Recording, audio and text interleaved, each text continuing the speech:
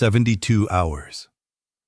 That was how long my son had to take everything I spent 32 years building.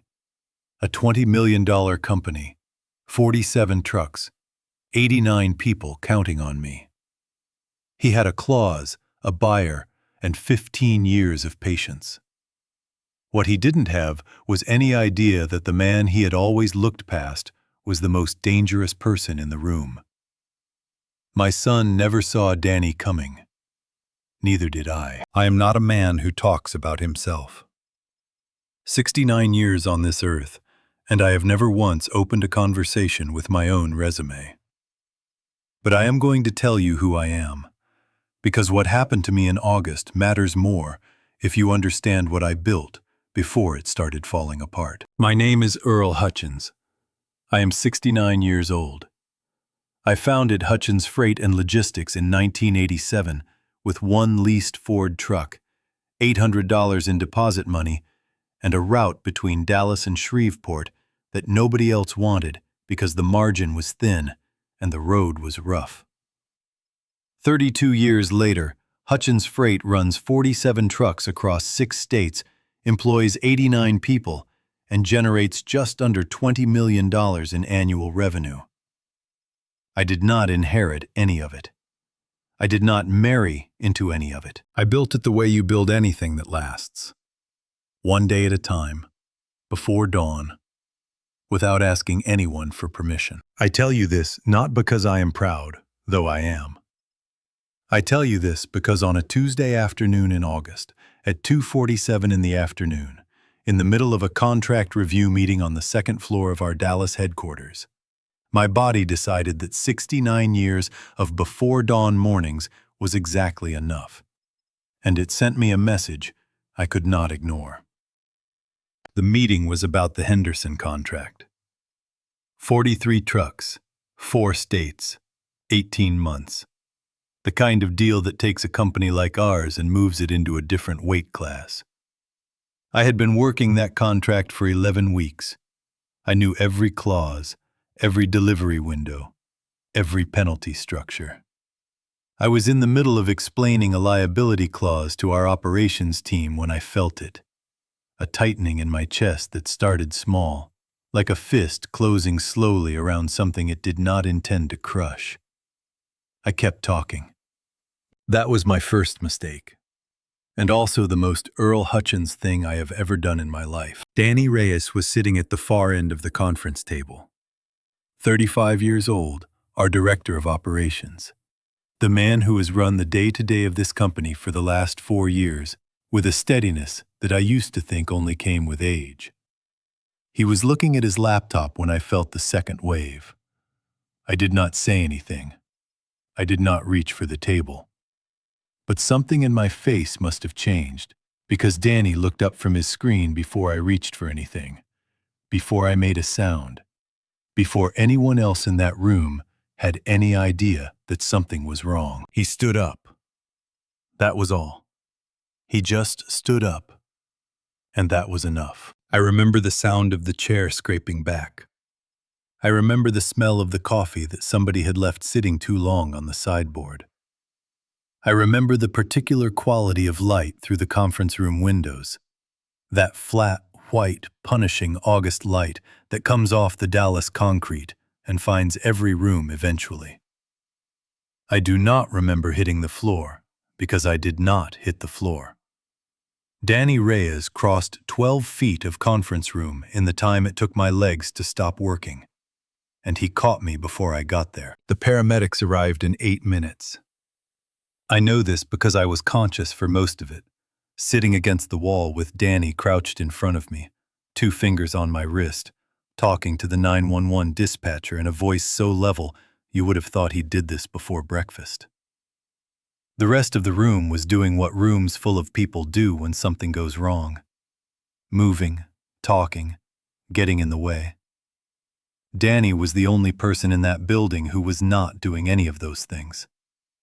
He was just there, in front of me, steady. They loaded me onto the gurney and rolled me out through the side entrance. The August heat hit me like a wall the moment the doors opened. 103 degrees, the kind of heat that makes Dallas feel like a place that is actively trying to discourage human settlement. As the paramedics wheeled me toward the ambulance, I turned my head and looked back through the open bay doors of our freight garage, the way I had done every morning for 32 years from my office window above. The 1987 Ford was parked in its corner, the same spot it had occupied since the day I stopped driving it commercially and could not bring myself to move it. Faded blue, Texas plates, a crack in the passenger side mirror that I kept meaning to fix and never did. It looked exactly like what it was, the beginning of everything, sitting in the shadow of what it had become. I woke up in the ambulance. The paramedic was young, maybe 26, with the focused expression of someone who takes their job seriously enough not to be dramatic about it. She asked me my name and I told her. She asked me the date and I told her. She asked me if I had any chest pain, and I told her it felt like someone had parked a truck on my sternum, which she wrote down without smiling. I reached into my jacket pocket for my phone. She told me I should rest. I told her I would rest when the Henderson contract was signed. She looked at me the way medical professionals look at difficult patients, which is a look I have come to understand means they have decided to save your life whether you cooperate or not. Danny had followed the ambulance in his car. He was at the emergency bay doors when they wheeled me in. I looked at him from the gurney, and I said the only thing that mattered to me at that particular moment: the Henderson contract. Danny did not hesitate. "Signed," he said. I handled it. I closed my eyes. In my jacket pocket, my phone began to vibrate. I felt it against my ribs, even through the gurney padding. I did not reach for it. But I knew, the way you know things after 44 years of fatherhood, exactly whose name was on that screen. I did not need to look. I let it ring. Methodist Dallas Medical Center, room 318. 4th floor, east wing. Window facing the parking structure instead of the skyline, which tells you everything you need to know about the hierarchy of hospital room assignments. The cardiac monitoring unit beeped at a pace that I found irritating in the specific way that only things keeping you alive can be irritating. My left arm had an IV line in it. My right hand was free, which I was grateful for, because I have never been a man who could think without something to do with my hands. Danny had pulled a chair to the corner of the room and was working on his laptop with the quiet focus of a man who understood that the best thing he could do for me right now was make sure the company did not notice I was gone. It was approaching 9 o'clock in the evening. The Dallas sky outside the parking structure had gone from orange to purple to the particular flat black of a city that never fully gets dark. I had been in this room for 6 hours. In those 6 hours, 3 nurses had checked my vitals. One attending physician had explained to me in careful language that I had experienced what he called a mild cardiac event, and my phone had rung 11 times. I had not answered a single one. I looked at Danny across the room. He was still typing. The blue light of the laptop screen made him look younger than 35. Or maybe he just was younger than 35, in ways that had nothing to do with his face. I said his name, and he looked up. "Give me the phone," I said. He crossed the room, handed it to me without comment. 11 missed calls, all from the same number. I looked at the name on the screen for a moment, the way you look at something you have been avoiding, directly, without flinching, because flinching does not change what it is. Then I pressed call. Preston picked up on the 4th ring. There was a half-second delay before he spoke, the kind that happens when a call connects across a significant distance. And in that half-second, I heard what sounded like a restaurant. Silverware, low conversation, something with a piano in it. 4 rings. At 9 o'clock at night, when his father was in a cardiac unit. 4 rings. "Dad." His voice was warm. Preston's voice is always warm. It is one of the things about him that took me the longest to understand.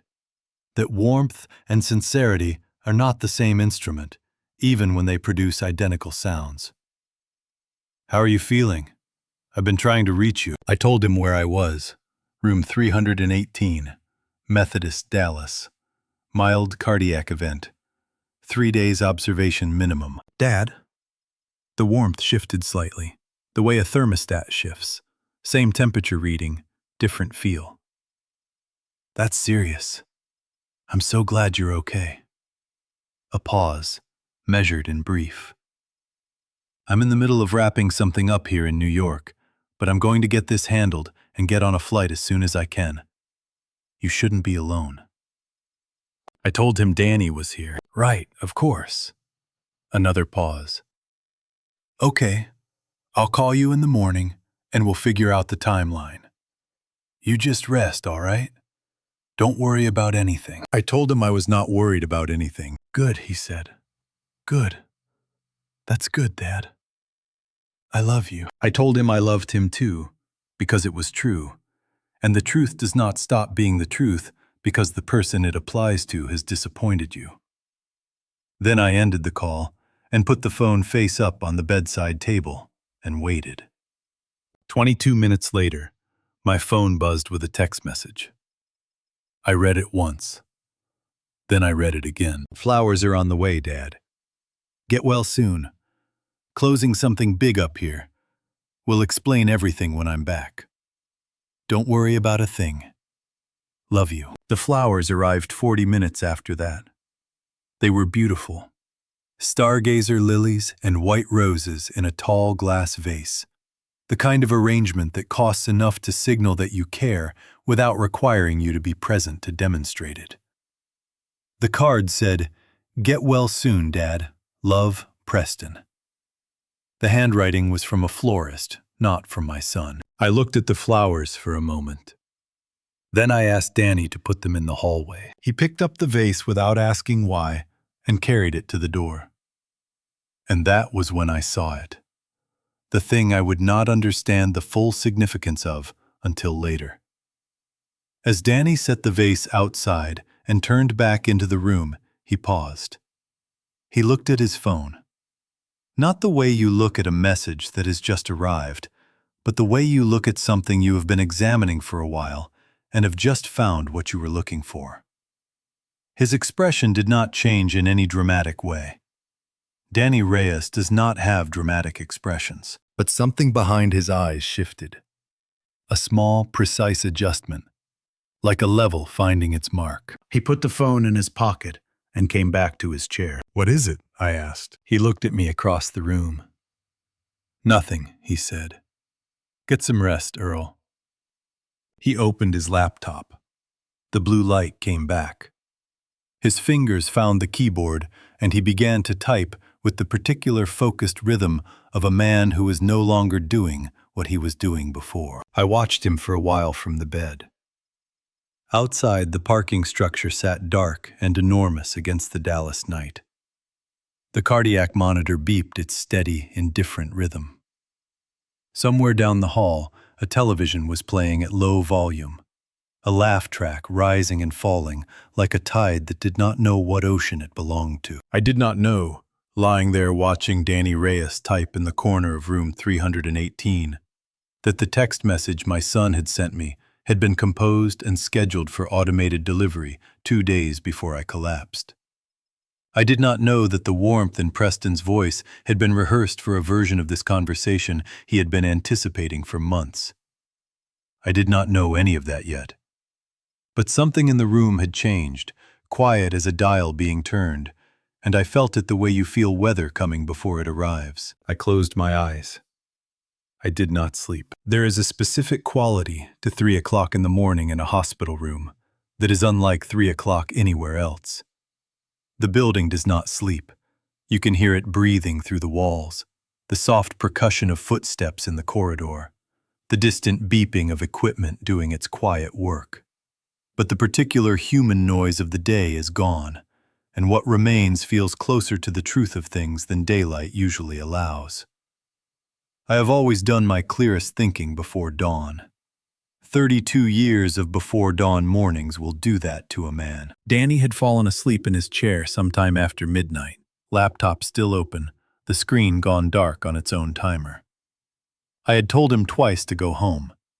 He had nodded both times in a way that meant he had heard me and had no intention of listening.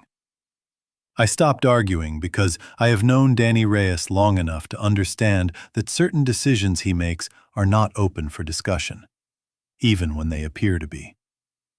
I lay in the dark and I thought about Sandra, not the Sandra of the final years, the one I watched diminish room by room in our house on Ridgewood Drive, while I sat across from her, unable to find the right words. Not that Sandra, the earlier one. The one standing on the curb outside the used truck lot on South Buckner Boulevard in the spring of 1987, wearing a yellow jacket I had bought for her birthday, holding her purse with both hands, the way she did when she was nervous but did not want to show it. $800. That was the deposit on the truck. I had saved it over 14 months by working double shifts at the freight yard on Singleton Boulevard and not telling Sandra how close to the edge we were living, because she worried and I could not stand to watch her worry. The truck was a 1987 Ford, blue, with 112,000 miles and a driver's side window that required a specific technique to close fully. The lot manager had been skeptical. I did not blame him. I was 26 years old, and I looked like someone who had been working double shifts for 14 months, which I had. Sandra watched me drive it off the lot, and she waved from the curb. That is the image I have carried for 32 years.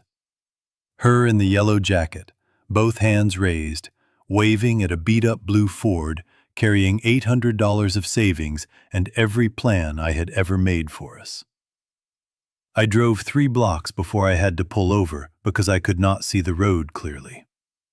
I sat in the cab for 4 minutes before I got myself together and drove to Shreveport. I did 14 hours that first day.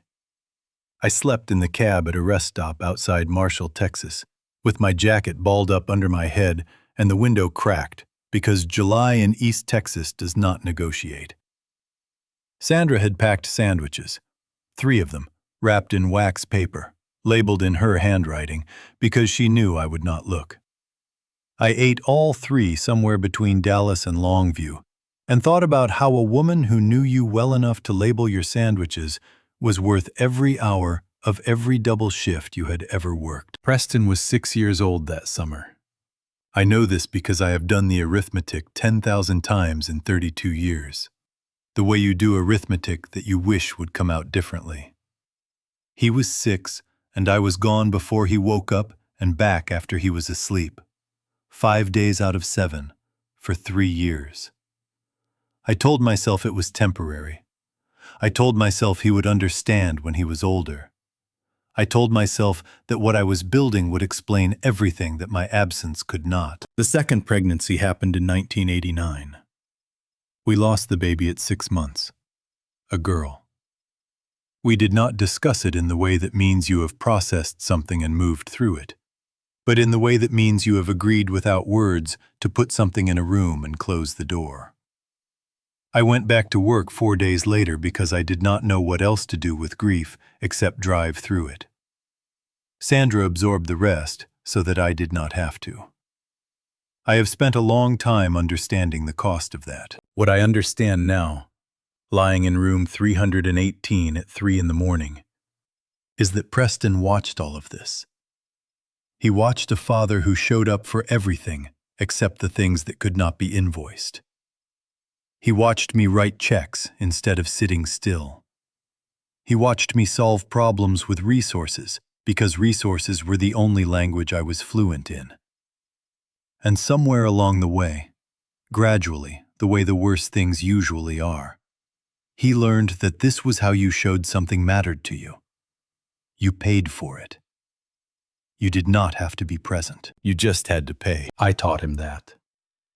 I did not mean to, but I did. Outside, Dallas breathed its flat, black, nighttime breath through the window glass. Danny shifted in his chair across the room, not waking, just adjusting to some pressure the sleep had created. My phone sat on the bedside table, screen dark. Then it lit up once. Not a call, not a message. A notification from earlier in the evening I had missed. An area code I did not recognize at first, then did. 212. Manhattan. I put the phone face down and stared at the ceiling, and waited for morning to tell me what it meant. Morning came, not with light, but with sound. The corridor outside room 318 filled gradually with the purposeful noise of a building shifting from night to day. Carts rolling, voices carrying, the rhythm of an institution that does not pause to consider whether you are ready for it. I had not slept. I did not feel the absence the way I normally would, because there was too much moving behind my eyes to leave room for tiredness. Danny woke at 6:15, looked at his laptop, looked at me, and did not ask whether I had slept, because the answer was written clearly enough on my face. He said he was going to get coffee and did I want any. I told him black, no sugar. He nodded and left without writing it down. Danny Reyes does not write things down because he does not need to. I thought about Preston while Danny was gone, not the Preston of last night's phone call. The one with the calibrated warmth and the 4-ring delay. The earlier one. Preston at 18, sitting across from me at the kitchen table on Ridgewood Drive with a university acceptance letter between us. Harvard Business School. Sandra had called me at the yard, and I had driven home in the middle of the afternoon for the first time in years. The tuition was $280,000 over 3 years. I did not hesitate. I told Preston I would handle it, and I handled it. And I told myself this was the thing that would correct every absence, every missed evening, every Sunday spent at the yard instead of at home. I was giving him what nobody had given me. That was what I told myself, and I believed it completely. The way you believe things that cost you enough that doubting them feels like waste. Preston graduated and came to Hutchins Freight as Deputy Director of Operations in 2008. I set his salary at 40% above market rate because he was my son, and because the truth, that I was still paying for things instead of being present, was not something I was prepared to examine. He was sharp, well-dressed, and he understood numbers in a way that genuinely impressed me in those first years.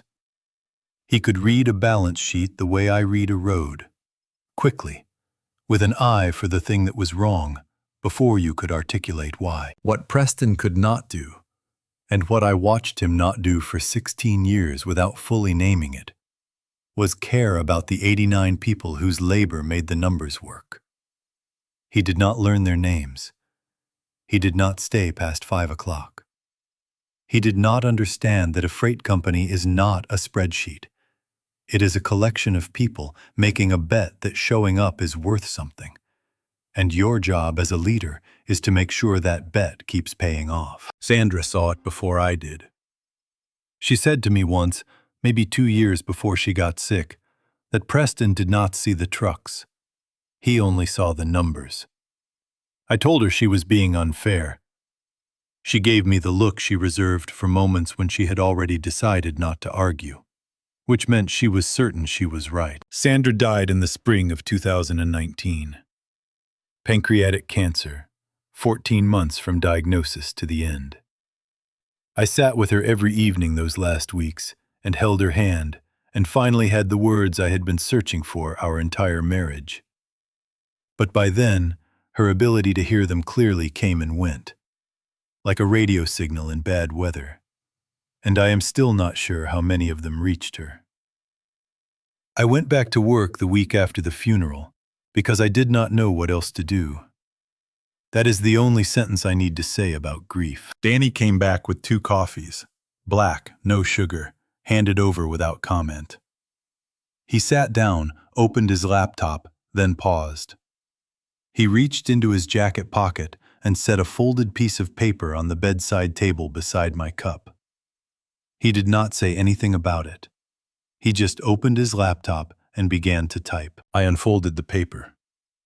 A single address, written in Danny's precise handwriting. 437 Park Avenue, New York, New York. I looked at the address. I looked at Danny. He was watching his screen with the expression of a man who has placed something on a table and is waiting to see what the other person does with it. I picked up my phone and typed the address into the search bar. The first result loaded in 3 seconds. The name at the top read Meridian Capital Partners. The line beneath it read Private Equity, specializing in logistics and transportation acquisitions. I put the phone down on the blanket. The monitor beeped its steady rhythm.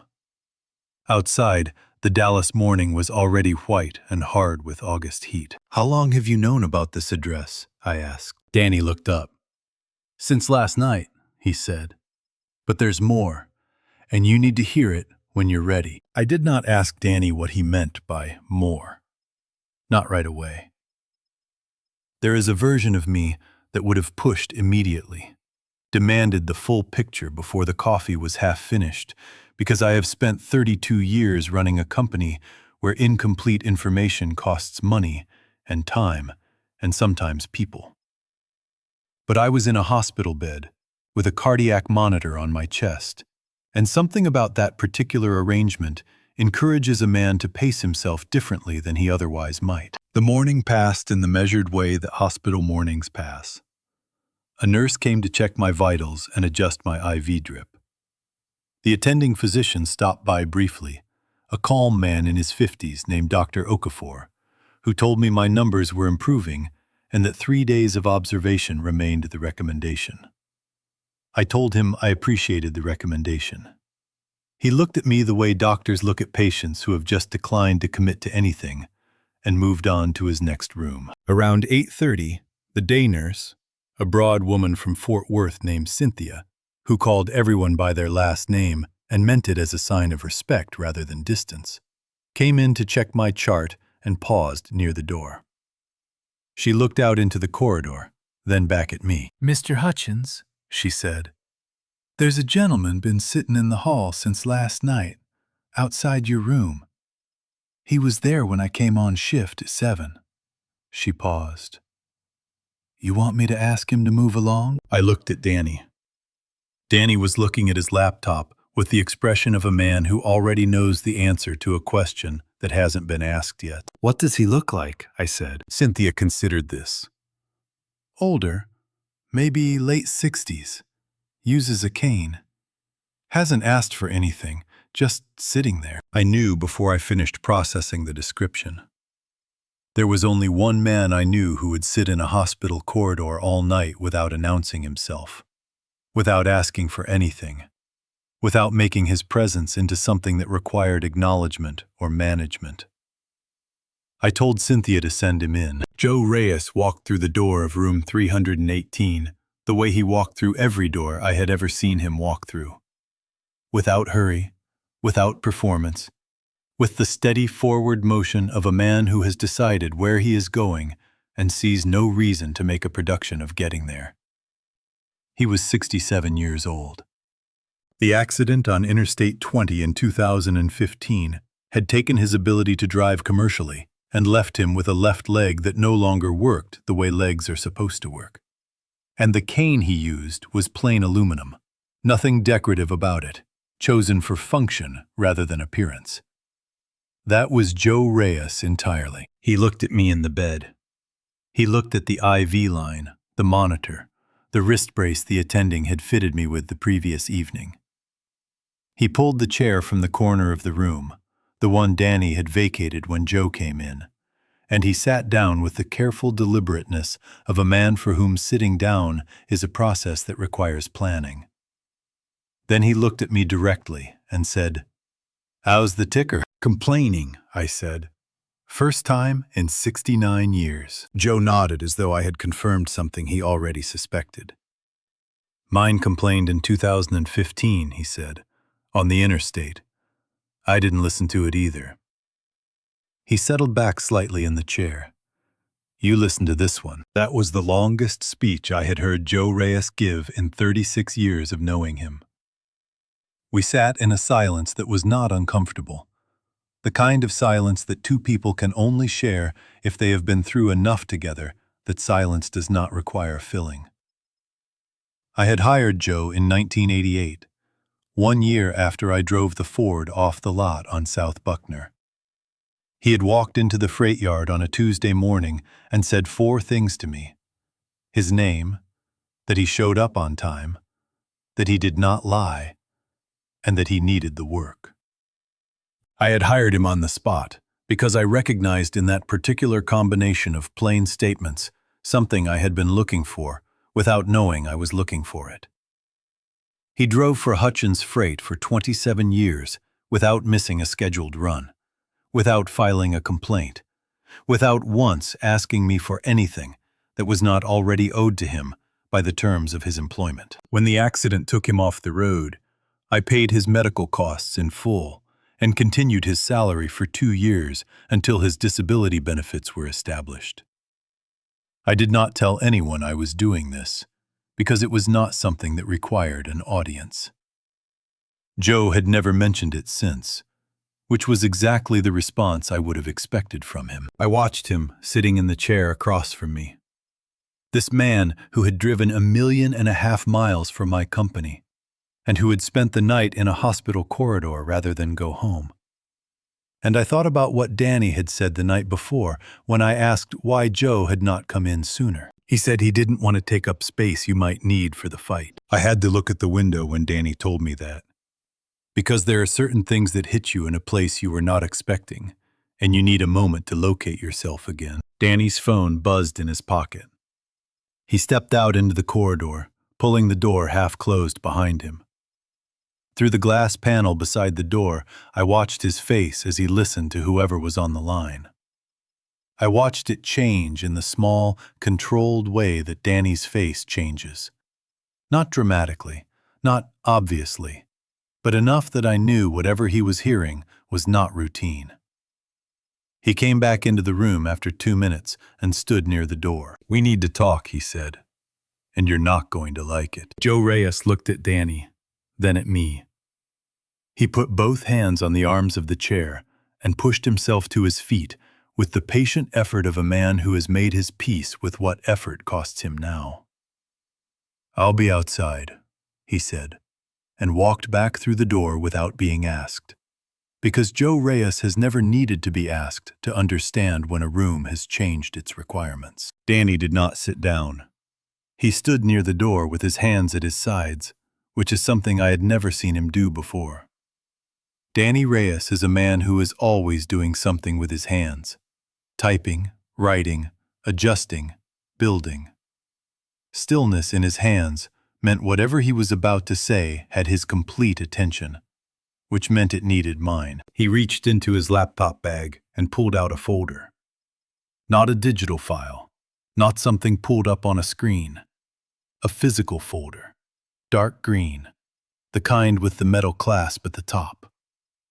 He crossed the room and set it on the bedside table beside my coffee cup. I looked at the label on the tab. Hutchins Freight and Logistics, Shareholder Agreement Amendment, March 2009. I looked at the folder for a moment. Then I looked at Danny. "Open it," he said. I opened it with my good hand. The document inside was 11 pages, printed on paper that had the particular weight of something that had been handled many times over many years. I remembered signing it. A Tuesday afternoon in March 2009.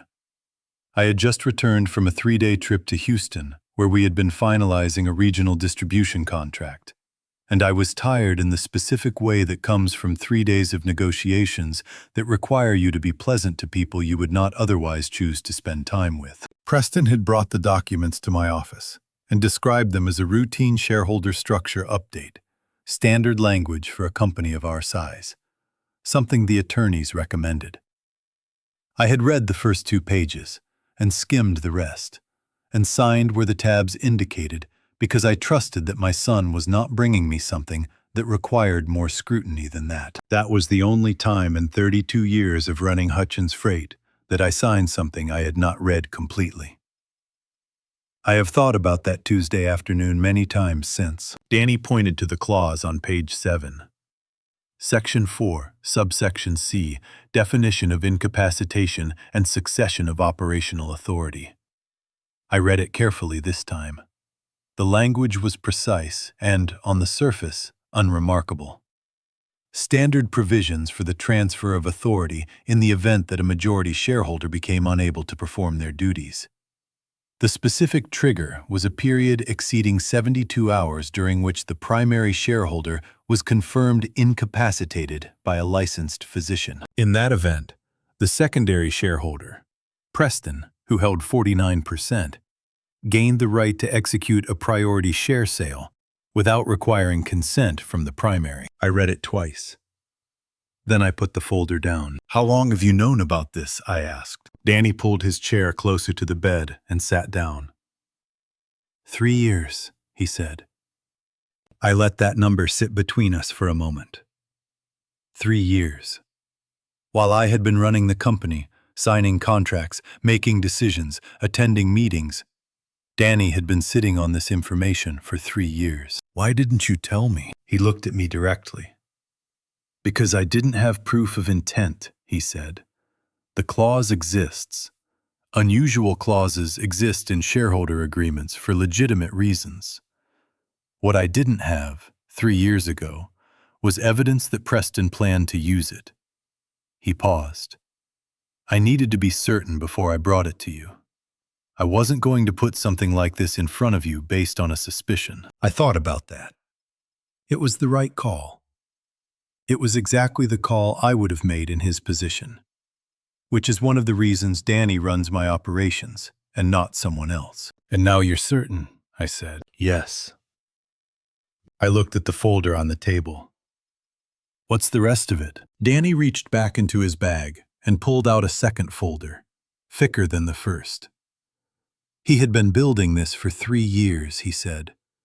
Quietly, methodically, the way he does everything. Cross-referencing financial records, tracking anomalies in legal billing, logging patterns in Preston's calendar and travel history. He had not told anyone, not even his father. "Your father know you've been doing this?" I asked. Something moved briefly across Danny's face. "He's the one who told me to keep going," he said. I looked at the second folder and did not open it yet. 69 years old, and I was still being surprised by the depth of what people were willing to carry quietly on your behalf without being asked. Joe Reyes sitting in a hospital corridor all night. His son building a 3-year case file in silence. Sandra labeling sandwiches and absorbing grief and seeing clearly what I could not. "Danny," I said, "pull up Preston's travel calendar. Everything in the last 8 months." He opened his laptop and typed for 40 seconds. Then he stopped. He looked at the screen. Then he looked at me, with the expression of a man who has just confirmed something he had hoped he was wrong about. "Earl," he said. "Say it." 437 Park Avenue, he said. "Every 3 weeks for 8 months. Same building, same floor, same meeting block cleared on his calendar each time." He turned the laptop so I could see the screen. "That is the registered address of Meridian Capital Partners." The cardiac monitor beside me beeped its steady rhythm. Outside the window, the Dallas afternoon had turned the particular color of August heat that makes the horizon look like it is dissolving. I looked at the calendar entries on Danny's screen. 8 months of Tuesday afternoons, regular as clockwork, while I had been running the company 1 floor below him. "How much time do we have?" I asked. Danny closed the laptop slowly. "If they file the incapacitation request tomorrow morning," he said, 61 hours. 61 hours. I sat with that number the way I used to sit with a bad contract. Not with panic, but with the specific focused attention of a man who understands that the first thing you do with a problem is measure it accurately, before you decide what to do about it. Panic is for people who have not yet learned that most situations, however bad they appear, have a geometry to them. You find the edges, you find the angles, then you move. Danny opened his laptop again and began pulling up what he had found the previous night while I slept. Not the calendar entries this time, the email trail. 8 months of internal communications that passed through Hutchins Freight's server, flagged and archived by Danny over the course of his 3-year investigation with the methodical patience of someone who understood that evidence gathered too early was as useless as evidence gathered too late. The emails between Preston and Meridian Capital Partners began in December of the previous year. They were not sent from his Hutchins Freight account. Preston was not careless enough for that. They came from a personal account that Danny had identified by cross-referencing the email signature format with correspondence Preston had sent internally. The chain was long. Danny had printed the relevant sections, and they were in the second folder, tabbed and highlighted in the precise way that Margaret Holt, our former head of accounts, had taught the entire administrative staff to organize financial documentation 12 years ago. I noted that and filed it away. The terms of the proposed transaction were straightforward, in the way that things designed to take advantage of someone are always straightforward once you see them clearly. Meridian Capital would acquire Hutchins Freight and Logistics for $11 million. The assessed market value of the company, based on revenue, asset base, and contracted future income, was between $19 and $21 million. Preston would receive $4.2 million immediately upon closing from the liquidation of his priority shares under the 2009 clause. The clause that Victor Marsh, the attorney Preston had retained to draft that amendment, had written specifically to make this transaction possible. 89 employees. I kept coming back to that number.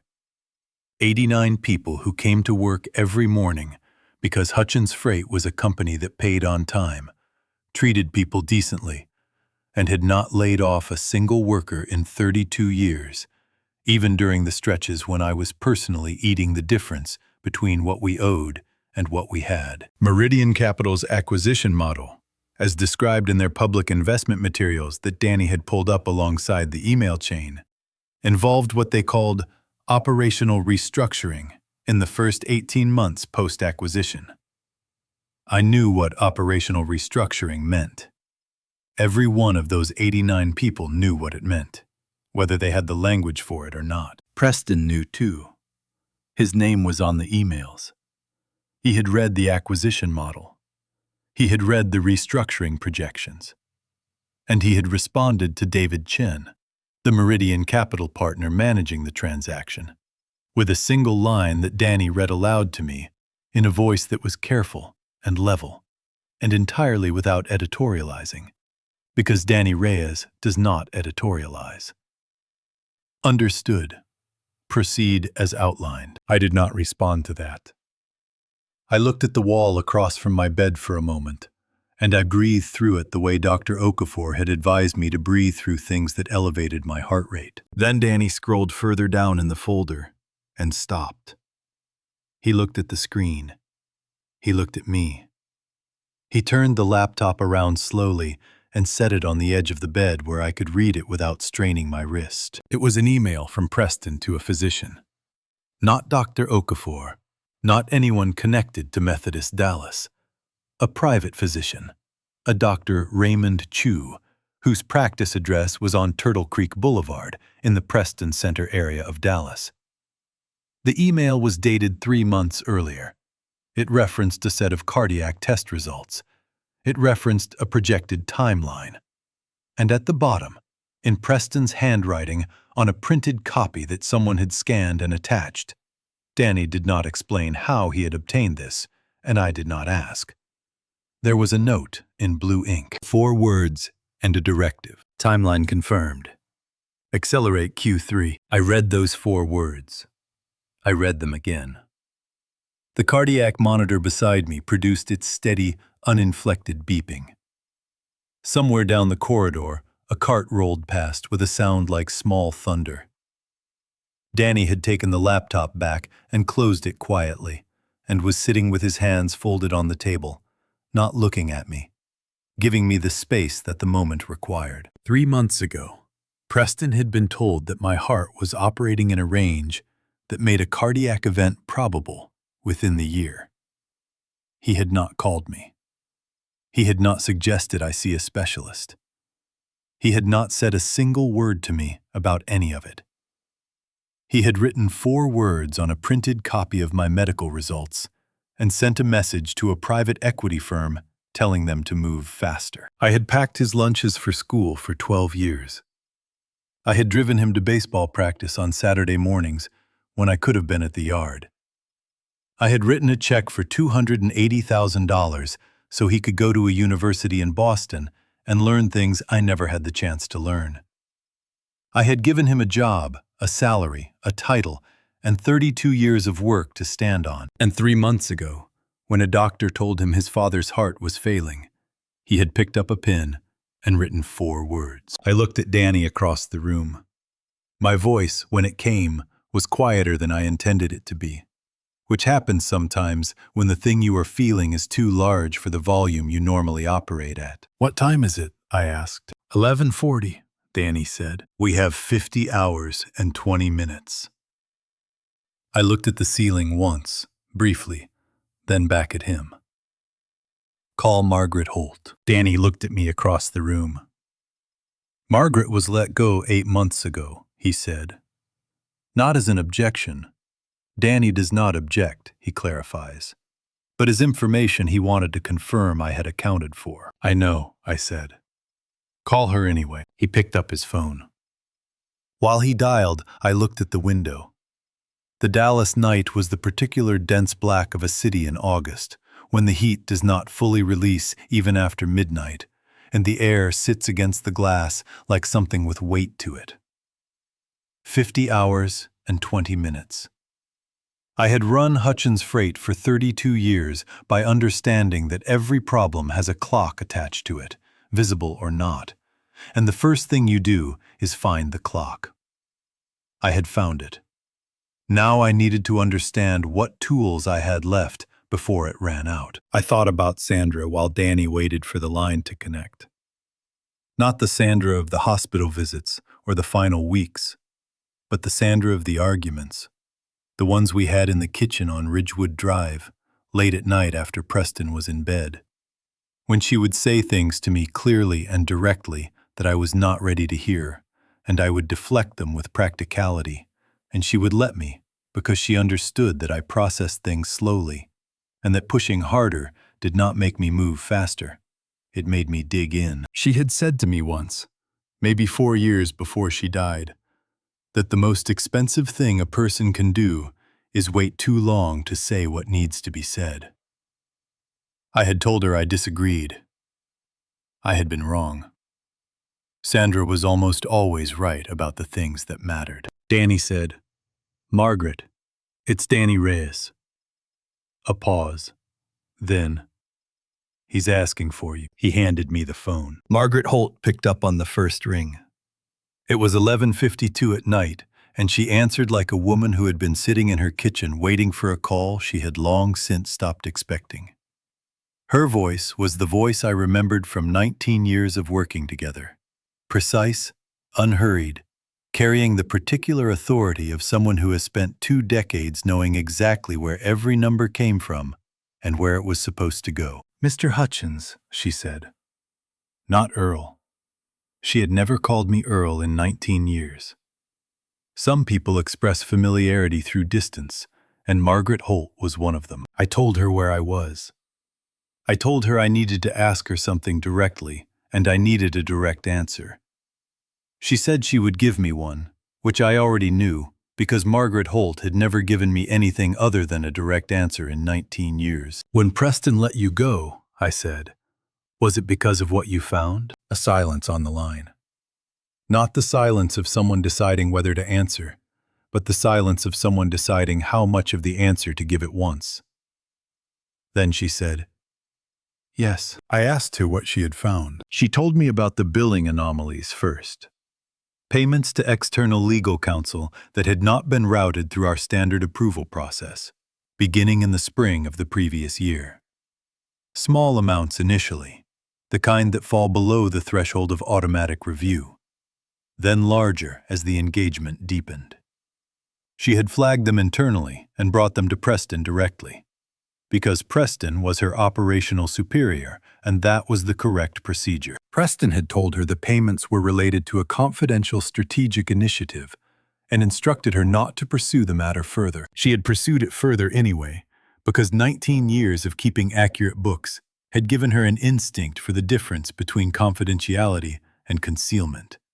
And these payments had the texture of concealment. 3 weeks later, Preston had called her into his office and told her that her position was being eliminated as part of a restructuring of the finance department. He had given her a severance package that was generous enough to suggest he understood what he was asking her to absorb in silence. She had taken the severance. She had also kept copies of everything she had found before her building access was revoked, because Margaret Holt had not spent 19 years building a documentation system only to walk away from it when it mattered most. "I have a box," she said. "It has been in my garage since April." I asked her if she could be at Methodist Dallas Medical Center by 7 the following morning. She said she could be there by 6:30. I told her 6:30 was fine. I handed the phone back to Danny and lay back against the pillow. The cardiac monitor continued its steady work beside me. Down the corridor, the hospital breathed its nighttime breath, quiet and continuous, and indifferent to the particular urgency of what was happening in room 318. Danny was watching me with the expression he uses when he is waiting to see which direction I am going to move. Because Danny has learned over 10 years that my directions are not always the ones people expect, and that waiting to see is more efficient than guessing. I looked at the ceiling for a moment. Then my phone buzzed on the bedside table. I looked at the screen. Preston. I picked it up. "Dad." His voice had the particular controlled quality it gets when he is managing something. Smoother than usual, the warmth more precisely calibrated. "I've been thinking about you.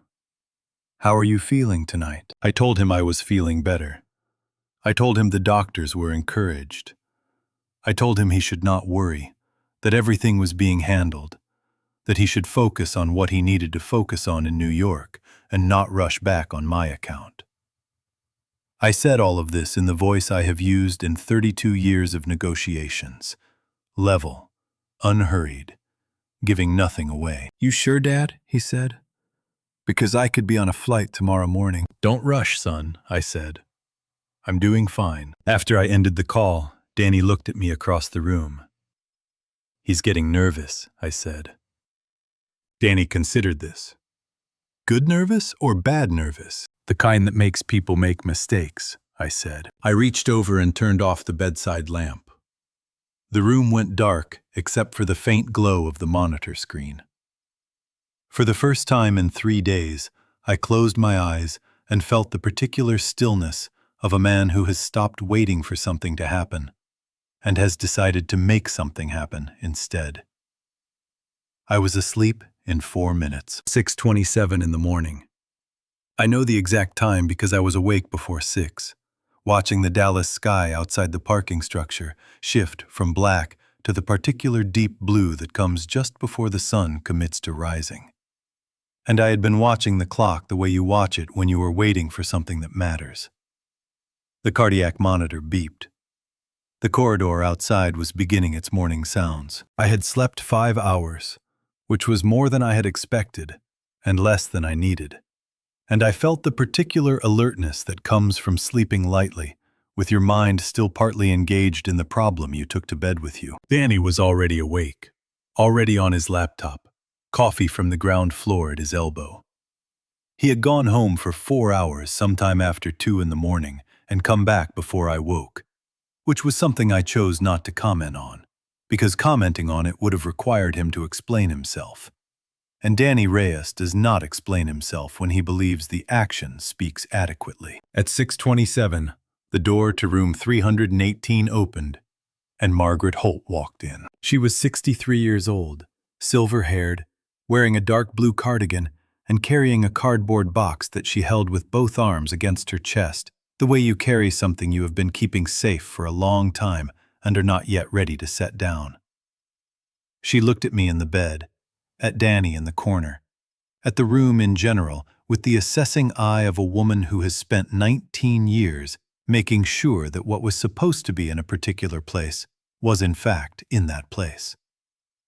Then she walked to the bedside table, set the box down with care, and looked at me directly. "Mr. Hutchins," she said, "where do you want to start?" I had always liked Margaret Holt for this reason specifically.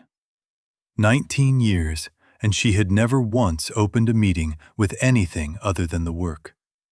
No preamble, no social warm-up, no performance of concern that delayed the point. She sat down, opened the box, and began. The documentation inside was organized with the precision I would have expected from her, and perhaps should have expected from the situation. Tabbed, dated, cross-referenced, with a handwritten index on the inside cover of the box that listed each section and its relevance. 19 years of building systems for Hutchins Freight had given her a method, and she had applied it to this the same way she had applied it to everything else, which is to say, completely and without shortcuts. She walked me through the billing anomalies first. 14 separate payments to an external legal firm over 8 months, totaling just under $47,000, none of which had been routed through the standard approval process. She had flagged them in the system and brought them to Preston in March. Preston had told her they were related to a confidential strategic matter and that she should close the flag and not pursue it further. She had closed the flag. She had not stopped pursuing it. The legal firm receiving the payments, she explained, was a 2-attorney practice in Midtown Manhattan that specialized in merger and acquisition documentation for private equity transactions. She had found this by cross-referencing the firm's public registration with their listed practice areas. It had taken her a Saturday afternoon. Danny was typing as she spoke, pulling up the Hutchins Freight internal records to confirm each point against what Margaret had in the box. Every item confirmed, every date matched. The picture that assembled itself across the bedside table, one tabbed section at a time, was not complicated. It was, in fact, remarkably simple, which is usually the sign that someone believed they would never have to explain it to anyone. Preston had retained a Manhattan law firm to structure a transaction. He had paid for it with company funds, routed through accounts that fell below automatic review thresholds.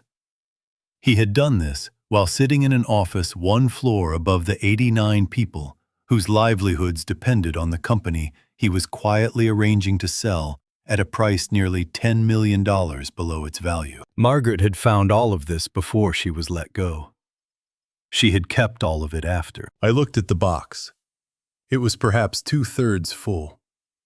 19 years of precise, unimpeachable documentation, assembled over 8 months of quiet investigation by a woman who had been dismissed via email and had responded by going home and organizing everything she knew into a cardboard box and putting it in her garage, because she understood, without being told, that the day might come when it would be needed. "Margaret," I said, "when Preston let you go, the severance he offered, it was generous," she said. "Did you consider it a payment for silence?" She looked at me with the expression of a woman who has considered this question carefully and arrived at a precise answer. "I considered it an indication that he thought it was," she said. "I accepted the severance. I kept the records. I did not consider those two things to be in conflict." I looked at Danny. Danny looked at his laptop and said, "Robert Keene can be here by 9. Robert Keene was my estate and corporate attorney. 22 years, an office on Peabody Place that smelled like old paper and the kind of serious money that does not need to announce itself. I had called him the previous evening after Margaret agreed to come in, leaving a message with enough information that he would understand the urgency without requiring elaboration. He was the kind of attorney who understood that some calls require you to clear your morning before you have heard the full story. "Tell him 9, I said. Danny sent the message.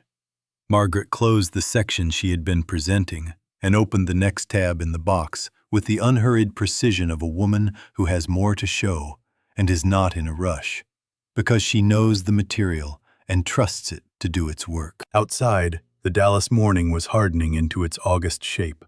White, flat, relentless. The clock above the door read 6:51. 38 hours and 9 minutes remaining on the window that Preston believed was closing in his favor. He was wrong about that. He just did not know it yet. Robert Keene arrived at 9:04 in the morning.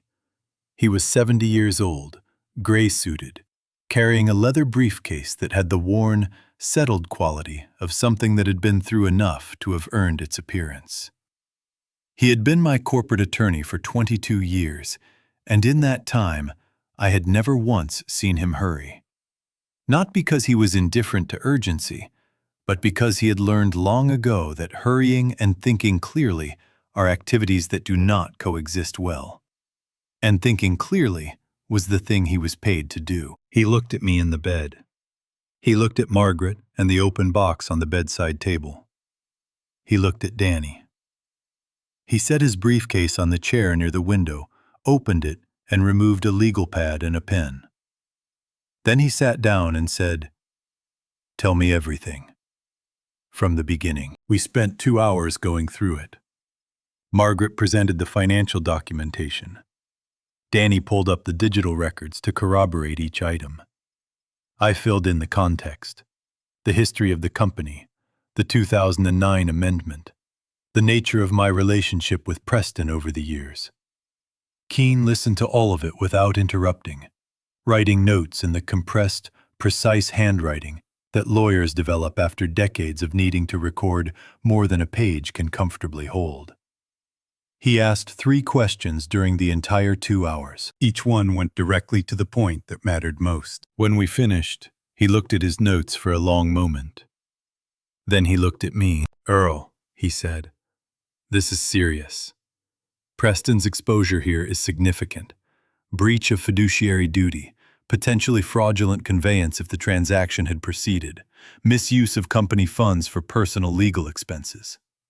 He paused. "You have a strong case. Margaret's documentation alone would be sufficient to challenge any action Preston attempted to take under the 2009 clause." I nodded. "But?" Keene looked at his legal pad. "But there is something you need to know about the clause itself," he said. "Something that changes the calculus considerably." He reached into his briefcase and removed a copy of the shareholder agreement amendment. His own copy, I noted, which meant he had pulled it from his files the previous evening after my message. He turned to page 7 and set it on the edge of the bed where I could read it. He pointed to section 4, subsection C, specifically the definition of incapacitation. "Under Texas Business Organizations Code," he said, "the definition of incapacitation for the purposes of triggering a shareholder succession clause requires confirmation from 2 independent licensed physicians acting simultaneously. Not 1, 2. He paused. Victor Marsh drafted this clause using language that specifies a single physician confirmation. Under Texas law, that renders the trigger mechanism unenforceable. I read the section again. The language was exactly as Keene described, singular throughout, where the statute required plural. A one-word error, embedded in 11 pages of otherwise careful legal drafting, that had been sitting in a filing cabinet for 15 years, waiting for someone to notice it. "Does Preston know?" I asked. Keene shook his head. "Victor Marsh is not going to advertise his own drafting error," he said. "And unless Preston retained independent counsel to review the clause before attempting to execute it, which the timeline suggests he did not, he has been operating under the assumption that the clause is valid and enforceable." He paused. "He is wrong." I looked at Danny across the room. Danny looked back at me. The understanding that passed between us in that moment did not require language, which was fortunate because I did not have the right language for it yet. What I understood was this. Preston had spent 8 months building toward a moment that was legally impossible. He had retained attorneys, flown to New York every 3 weeks, negotiated terms, read my medical results, written 4 words on a printed page, and accelerated his timeline. All in pursuit of a mechanism that could not, under the laws of the state of Texas, do what he believed it would do. Keene said, "I can file for an emergency injunction today. We can shut this down before the 72-hour window even becomes relevant. Given what Margaret has documented, the court would likely grant it within hours." I said, "No." Keene looked at me with the expression of a man who has learned, over 22 years, not to show surprise at the things I say, but who is nonetheless occasionally surprised. "Earl, don't file anything," I said. "Don't contact anyone. Don't let it leave this room." I looked at Margaret, then at Danny. Preston believes the clock is running. I want him to keep believing that. Keene set down his pen.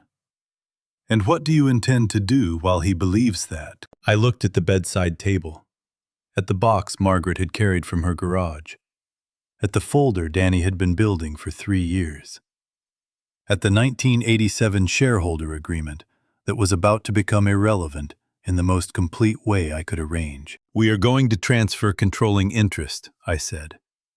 "Legally, cleanly, before he realizes the hole he has been digging has no bottom." The room was quiet for a moment.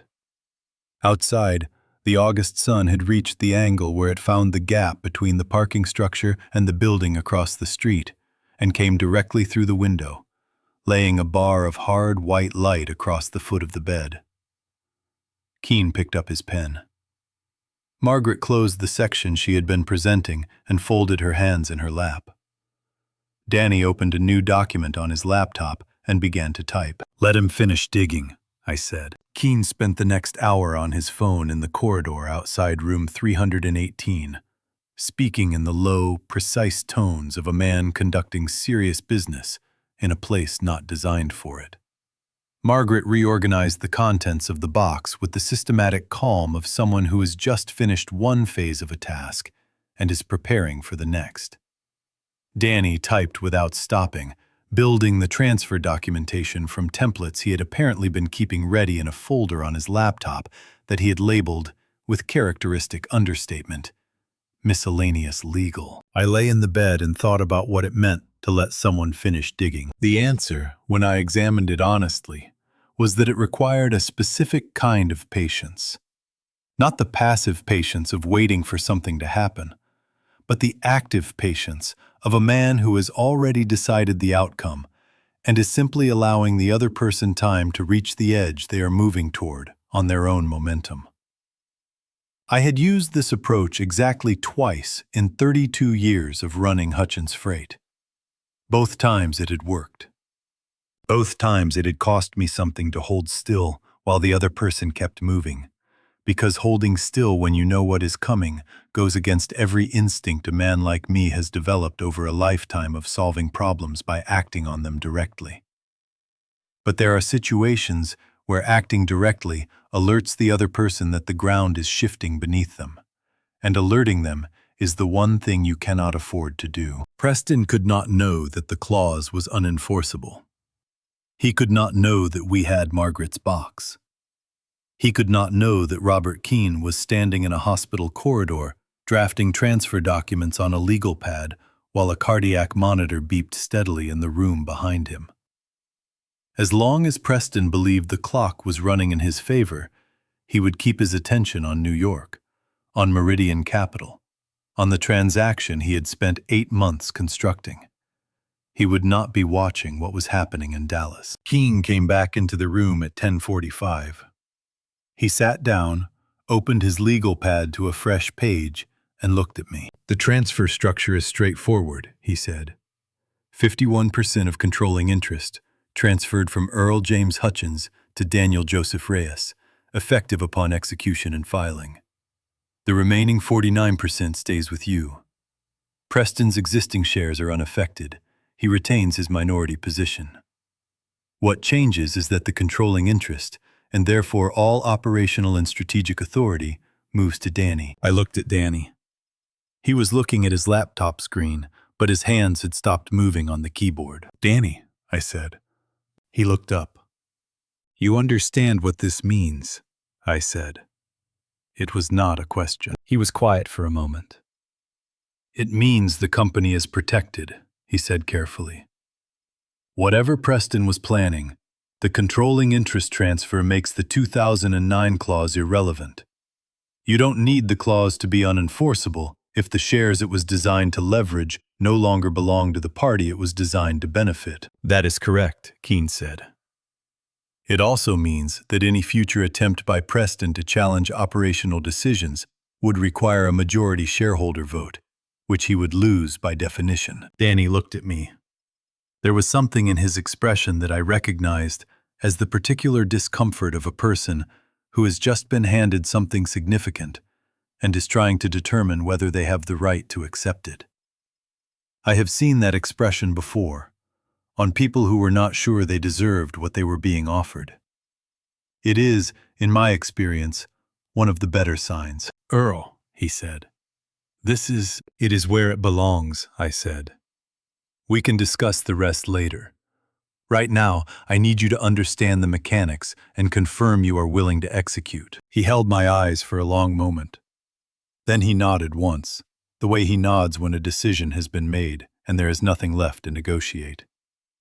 It was the same nod I had watched him use with vendors, with drivers, with anyone who needed to know that what had just been agreed to was going to happen. I had always trusted that nod. I trusted it now. Keene produced the documents. They were clean, properly structured, and comprehensive in the way that 22 years of corporate legal work produces documents. Nothing missing, nothing ambiguous. Every contingency addressed in language that left no room for subsequent interpretation. Danny read every page. He did not skim. He read with the same focused attention he applied to everything that had a consequence, which is to say, everything he touched. It took him 27 minutes. When he finished, he looked at Keene. The filing timeline? He said. Same day, Keene said. I will file electronically with the Texas Secretary of State's office within the hour of execution. The transfer is legally effective upon filing confirmation, which typically comes within 2 to 3 hours. Danny looked at me. I picked up the pen Keene had set on the edge of the bed. The wrist brace made it awkward, but not impossible. I signed my name in 5 places, slowly and correctly, because the one thing I was not going to do was rush the signing of something this important. When I finished, Danny signed in 3 places with the unhurried certainty of a man who has read what he is signing and understands what it means. Keene collected the documents, returned them to his briefcase, and stood. I will call you when the filing is confirmed, he said. He looked at me with the expression of a man who has seen a great many things in 22 years and is not often surprised. Earl, he said, for what it's worth. He stopped. It's worth something, he said, which was the longest imprecise statement I had ever heard Robert Keene make. He walked out. The door swung closed behind him. The room was quiet. Margaret was looking at the box with the expression of a woman who has completed a task she has been carrying for 8 months and is only now allowing herself to feel the weight of having set it down. Danny had his hands flat on the table in front of him, not moving, looking at nothing in particular. My phone buzzed on the bedside table. The screen showed an unfamiliar number, a New York area code. I looked at it for 1 full ring, then I picked it up. Mr. Hutchins? The voice was professional, modulated, the voice of a man accustomed to conversations about large sums of money. This is David Chen from Meridian Capital Partners. I wanted to reach out directly to confirm the timeline with... "I think you have the wrong number, Mr. Chen," I said. "I don't believe we have any business together." A silence on the line. Then, "I apologize for the confusion, Mr. Hutchins. I must have—" I ended the call. I set the phone down. I looked at Keene's empty chair and then at Danny. "How long before they call Preston?" I said. Danny looked at his watch. 20 minutes, he said. Maybe 30. 20 minutes. I put the phone face down on the bedside table and looked at the window. The August afternoon had settled into the particular flat brightness that comes when the sun is high enough that shadows disappear and everything looks equally exposed. 20 minutes before David Chen picked up his phone and dialed Preston. 20 minutes before Preston understood that something had gone wrong and started working out what to do about it. I used the time the way I have always used time that is running out. I thought about what I had not yet done that needed doing before it was gone. Margaret was packing the box, returning each tabbed section to its place with the careful precision she had brought to everything in 19 years of keeping Hutchins Freight's numbers honest. I watched her for a moment. She had taken a severance payment from a man who had fired her for finding out what he was doing, and she had spent 8 months in her house with a box of evidence in her garage, waiting. She had not gone to a journalist. She had not contacted a competitor. She had not attempted to negotiate with Preston or leverage what she knew for personal benefit. She had simply waited and organized, and when the call came at 11:52 at night, she had answered on the first ring. I said her name. She looked up from the box. "Margaret," I said. "What you did. Keeping all of this." I paused, because I am not naturally a man who speaks easily about gratitude, but some things require the effort. It mattered. It will continue to matter. She looked at me with the expression she had used for 19 years when I said something she considered accurate but unnecessary to elaborate on. "I kept good records," she said. "That's what I do." She closed the box and folded her hands on top of it. That was Margaret Holt, entirely. Danny was still sitting at the table with his hands flat in front of him, looking at the middle distance with the expression of a man who is processing something large. I had seen that expression on his face before, but not often, and never in connection with something that concerned him directly. Danny Reyes processes other people's problems with the focused efficiency of someone who has been doing it for years and has developed the capacity to separate his own reaction from the work that needs to be done. When the problem involves him directly, the processing takes longer. I gave him the time it needed. After a while, he said, "Earl, the Houston offer." I looked at him. 6 months ago, he said. "Consolidated Freight Systems, Director of Logistics, Gulf Coast Region." He was looking at the table, not at me. They offered twice my current salary. I had not known about this until Margaret had pulled his personnel file that morning at my request, looking for documentation relevant to the transfer. The offer letter had been there, filed in Danny's records with the response he had sent declining it, dated the same week that Hutchins Freight had lost the Beaumont contract and been running short on senior staff to cover the gap. "I know," I said. He looked up. "Margaret told you." "This morning, yes." He was quiet for a moment. "It wasn't a difficult decision," he said. "Tell me why." He looked at the window. The flat August light came through the glass and lay across the table between us. "Because the people here have been here a long time," he said. "Because my father gave 27 years to this place, and this place gave them back to him in the ways that counted." He paused. "And because you built something worth staying for. Not everyone does." I looked at my son for a moment. Not Preston. Danny. I am aware that Danny Reyes is not my son in any legal or biological sense, and I have never used that word to his face because he has a father, and Joe Reyes is a better man than I could claim to replace. But there is a category of relationship that exists beyond the legal and biological. built from accumulated years of showing up and doing right in rooms where nobody was keeping score. And what I felt sitting in that hospital bed looking at Danny Reyes was something that belonged in that category and had no shorter name. "I'm not giving you anything," I said. "I want you to understand that clearly. I am putting something where it belongs. Those are different transactions." He held my eyes. "I understand the difference," he said. "Your father's name should have been on something a long time ago," I said. "It isn't, because I made decisions early on that I would make differently now. What I can do is make sure that the name Reyes is attached to this company in a way that reflects what that name has meant to it for 36 years. Danny did not respond to that immediately. He looked at the table. When he looked up, his expression had the quality of something that had been held back for a long time and was now being allowed, carefully, to exist.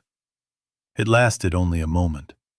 Then it settled back into the composed steadiness that was his natural register. "Your father is outside," I said. "I know." "Does he know what happened this morning?" "No." "Tell him," I said. "When you're ready, tell him." Danny nodded once. The phone on the bedside table buzzed. We both looked at it. The screen showed Preston's name. I looked at the clock above the door.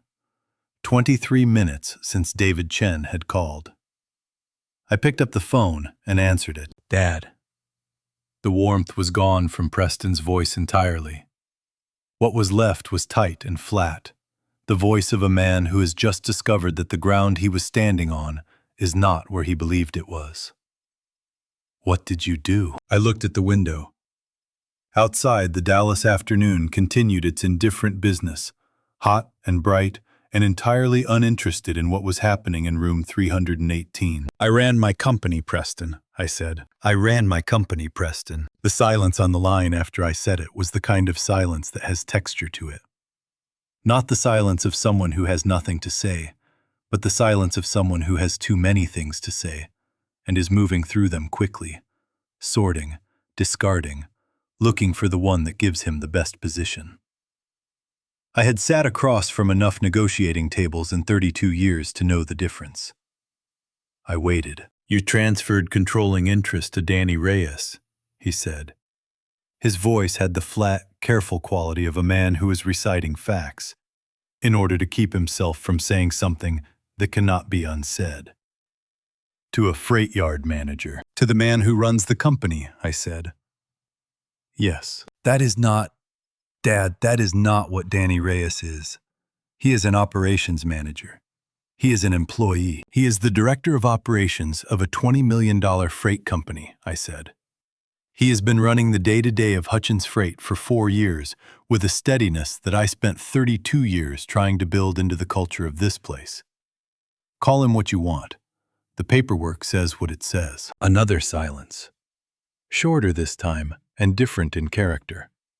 The silence of a man who has just tried one door and found it locked and is moving to the next one. "The clause," he said, "the 2009 amendment. You can't just transfer shares to circumvent a valid, is unenforceable under Texas law," I said. "Has been since the day Victor Marsh drafted it." The silence that followed this was the longest of the conversation. I could hear, faintly, the ambient sound of wherever Preston was. Something climate-controlled and expensive. The particular acoustic quality of a room that has been designed to make the people inside it feel that the world outside is a manageable distance away. I waited through the silence the way I had waited through the previous 23 minutes, with the patience of a man who already knows how the conversation ends. "You knew," he said. His voice had changed again. The flatness was still there, but something else had come into it. Something that was not quite disbelief, but was adjacent to it. The sound of a man encountering a version of events that does not match the version he had been operating inside of. "Since yesterday morning," I said. "And you let me—" He stopped. "Keep going?" I said. "Yes." Another silence. Then, quietly, "Why?" I considered the question. It was the first genuine question he had asked me in the entire conversation, and it deserved a genuine answer, which I had been thinking about since Danny had turned the laptop around and shown me 8 months of Tuesday afternoons at 437 Park Avenue. Because I needed you to finish, I said. I needed the picture to be complete, not for the lawyers. Robert has enough to work with regardless. For me, I needed to see all of it, Preston, before I decided what to do about it. That is how I have made every significant decision in 32 years. I look at the whole thing first. A long breath on the line. The company is in good hands, I said. Dad. His voice shifted. The business register was gone now, or at least receded, and what came through was something rawer and less managed. Something that might have been the beginning of the conversation we should have been having for years, if either of us had known how to start it. I'm your son. You are, I said. That is not changing. Then why? Because being my son was never the job, Preston, I said. It was the starting point. You were supposed to earn the rest, the same way I earned it, the same way every person in that company earns it, every day, by showing up and doing the work and giving a damn about what happens to the 89 people whose names you never learned. The silence after that was different from all the previous silences. It did not have the texture of calculation or strategy. It had the texture of something landing. I know their names, he said. It came out quietly, and then I heard him understand, as he was saying it, that it was not true. And the sentence died before it finished. I did not respond to that. Some things do not require a response. They require time. And time was the one thing I could not give him, over a phone line, from a hospital bed. There is a letter, I said. Robert Keene has it. It will be delivered to you Friday morning. Read it before you call me, before you call anyone, before you do anything at all. I paused. Read it first. He did not say anything for a moment. Then, is this permanent? The transfer is filed and confirmed, I said. Yes, Dad. A long pause. I love you. I looked at the window. The Dallas afternoon light had shifted in the 2 hours since Margaret had arrived, moving from the direct white of midday toward the first suggestion of the angled gold that comes in the late afternoon, when the heat begins to consider releasing its grip on the city, though it does not do so quickly. I thought about Sandra. I thought about the yellow jacket and the curb on South Buckner Boulevard, and 32 years of before-dawn mornings and the girl we lost in '89, and every Sunday I had spent at the yard instead of at home. I love you too, I said. That part has never been the question. I ended the call. I put the phone face down on the bedside table. The room was very quiet. Danny was looking at the window with his hands folded on the table. Margaret had her hands folded on top of the closed box.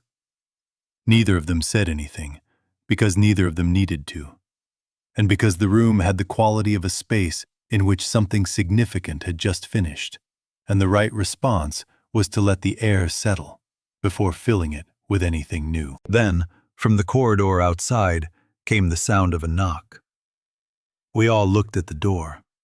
It opened, and Preston walked in. Preston looked the way a man looks when he has been moving fast toward something for a long time and has just been told, mid-stride, that the thing he was moving toward is no longer there.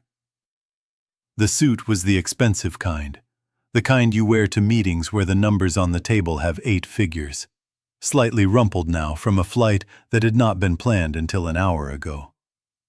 His carry-on was beside him, one hand still on the handle, as though he had not yet decided whether he was staying. He looked at me. He looked at Danny. He looked at Margaret and the closed box on the bedside table. Then he looked back at me. Danny stood, picked up his laptop and the 2 folders, and looked at Margaret. She stood without being asked, lifted the box from the table, and they walked out together, Margaret pulling the door most of the way closed behind her. I had not asked them to do this. They had read the room and acted on what they read, which is the thing that distinguishes people who understand a situation from people who are simply present in it. Preston set his carry-on against the wall and sat down in the chair Danny had vacated. He sat with his elbows on his knees and his hands loosely clasped in front of him, which was a posture I recognized because it was mine. The posture I use when I am in a meeting that has gone in a direction I did not anticipate, and I am thinking faster than I am talking. He had inherited it without knowing it, the way children inherit things they never see themselves doing. I looked at my son, 44 years old. The gray at his temples was new since the last time I had looked at him carefully, which told me something about what the last 8 months had cost him, regardless of what he had told himself about what he was doing and why. His jaw was set in the way mine sets when something has moved beyond my control, and I am deciding whether to fight the current or swim with it. He looked, in that moment, exactly like me. He had always looked exactly like me. I had spent years being proud of that resemblance, without asking what it meant that the resemblance had not extended to the things that mattered more than bone structure. "Dad," he said. He stopped, started again. "The clause was supposed to—" "I know what it was supposed to do," I said. He looked at the floor. "I wasn't going to—" Another stop. He was having difficulty with the sentence, which meant he was having difficulty with the truth of what the sentence would have to contain if he finished it honestly. I waited. I have always been better at waiting than talking, which is one of the few advantages of being a man who spent 32 years doing most of his thinking alone in a truck cab. "11 million, I said. "That is what you had negotiated with Meridian Capital." He did not deny it. "The assessed value of Hutchins Freight is between 19 and 21 million, I said. "You knew that number. You have had access to our financial assessments for 16 years. He looked up. "The market for regional freight is contracting," he said, and I could hear in his voice the specific quality of a man deploying an argument he does not fully believe in order to occupy the space where a better argument should be. Meridian's offer reflected realistic Preston. I said it the way I used to say it when he was 12, and lying to my face about something that was not worth lying about. And the effect was the same now as it had been then. He stopped. 89 people, I said. That is the number of employees who came to work at Hutchins Freight this week. Some of them have been there for 20 years. Some of them have children starting college this fall on the assumption that the job they have been doing reliably for a decade will still be there in the spring. I paused. You read Meridian's restructuring projections. He did not answer. You read them, I said. And you wrote 4 words on a printed page and told them to move faster. The silence that followed was the longest of any conversation I had ever had with my son. He sat with his hands clasped and his eyes on the floor, and I watched something move through him that was not comfortable to watch, because it had the quality of something true breaking through something constructed. And that process is never clean or easy, regardless of how necessary it is. I told myself, he said finally, that the restructuring projections were worst-case scenarios, that Meridian would retain the core team, that the operational value was in the people, and they would understand that. Did you believe that? I asked. A long pause. I wanted to, he said. That was the first honest thing he had said since walking through the door, and we both recognized it as such. I looked at my son sitting in the chair across from me, with his expensive suit and his inherited jaw, and the gray at his temples that had not been there the last time I looked carefully.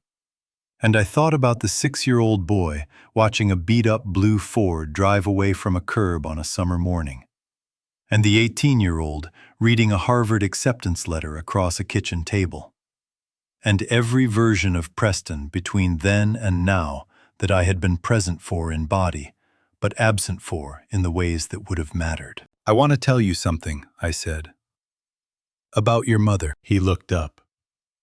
"About the year before we lost her," I said.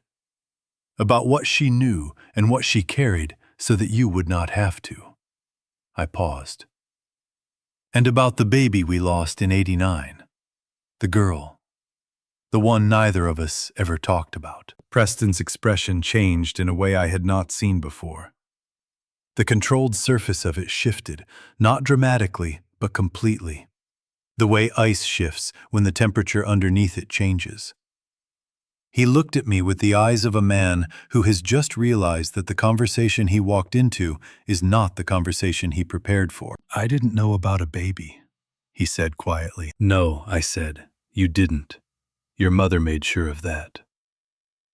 I looked at the window. "It's time you did." I told him about the baby the way I had never been able to tell anyone.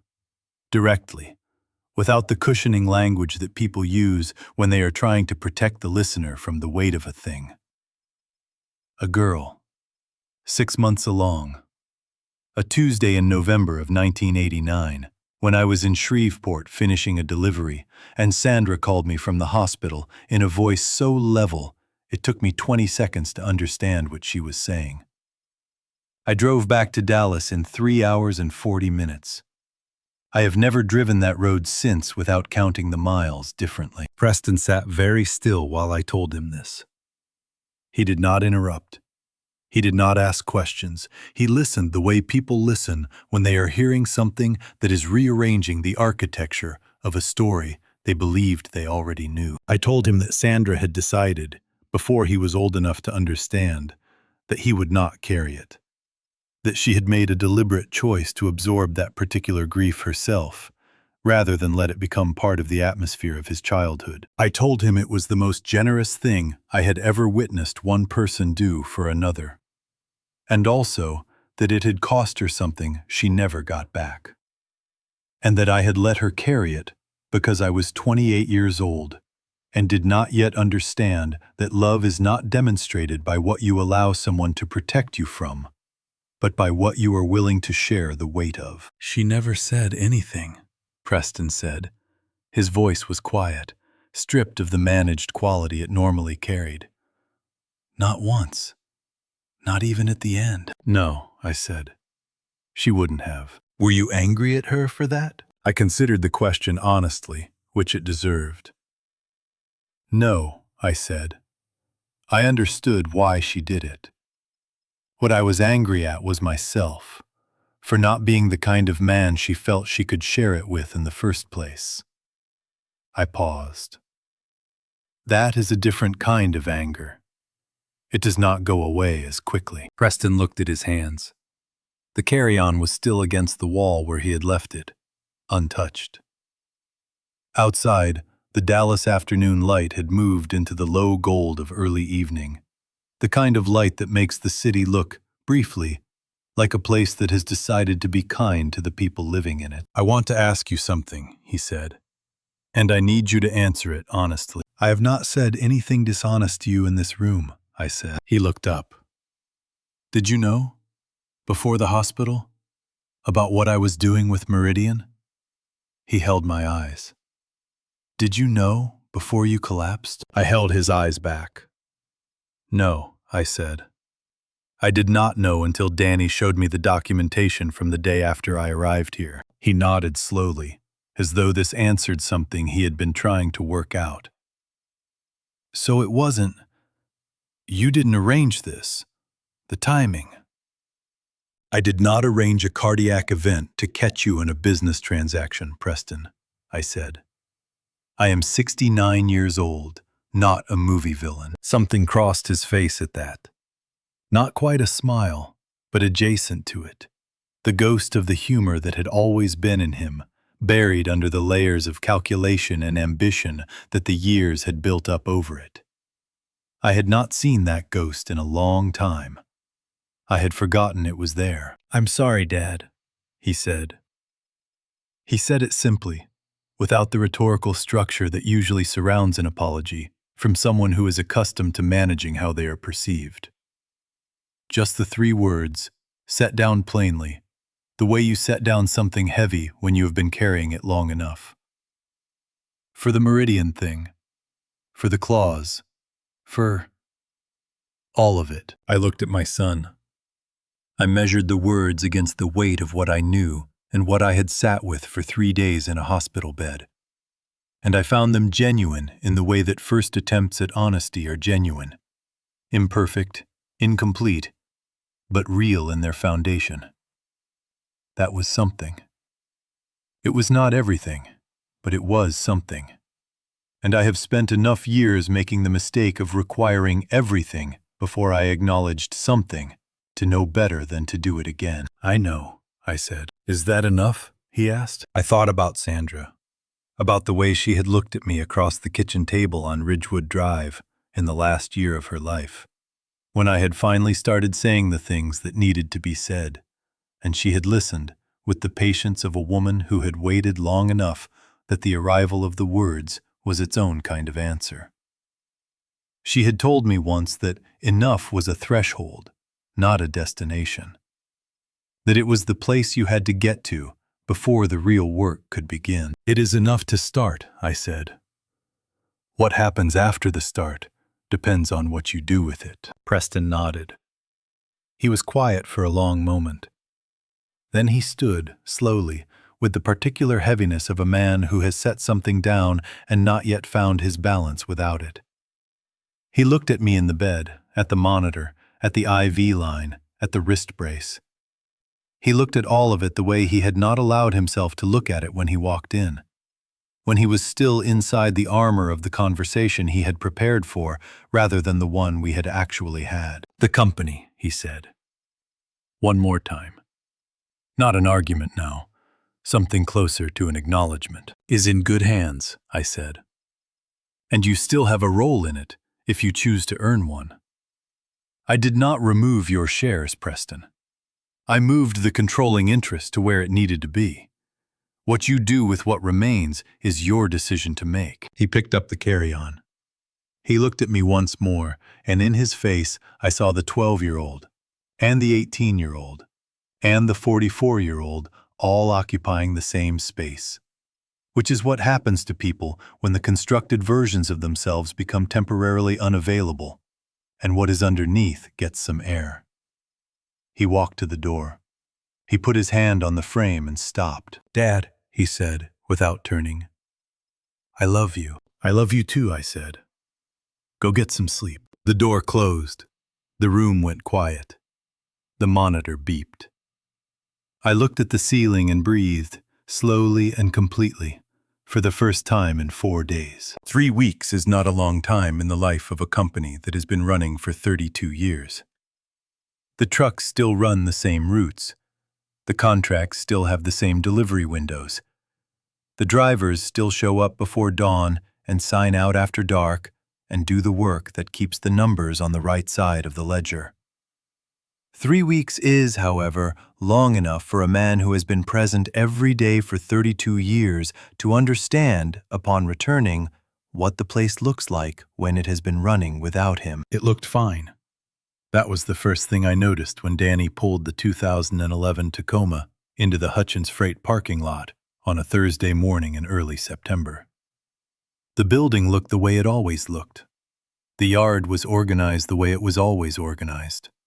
3 trucks were being loaded at the dock, and the loading crew was moving with the particular efficient rhythm of people who know exactly what they are doing and do not require supervision to do it. The Dallas September morning was cooler than August by perhaps 10 degrees, which in Texas terms means the difference between hostile and merely demanding.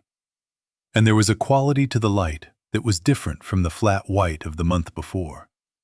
Angled now, softer.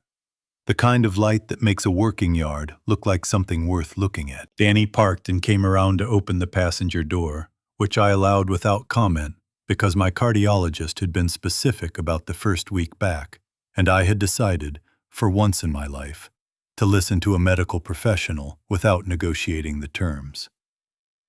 We walked in through the side entrance, past the dispatch desk where Lorraine had worked for 14 years, and who looked up when she saw me and said simply, "Good morning, Mr. Hutchins," in the tone of a woman who has a great deal more to say and has chosen, wisely, to save it. I walk through the building the way I always walked through it. Not hurrying, not performing, just moving through the space and letting the space tell me what it needed to tell me. The operations floor was running. The administrative side was running. 3 of the drivers I passed in the corridor nodded at me in the way that people who work with their hands acknowledge each other. Direct, brief, genuine. I nodded back. I did not go to my office.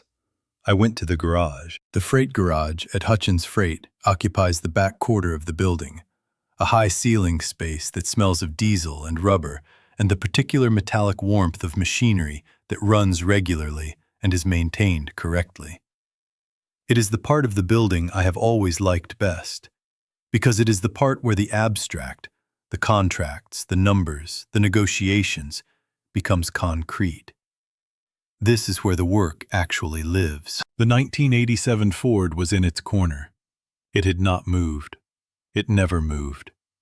Faded blue, Texas plates, the crack in the passenger mirror that I had never fixed because somewhere along the way, not fixing it had become a decision rather than an oversight. I stood in front of it for a moment, the way I always stood in front of it when I came in here alone.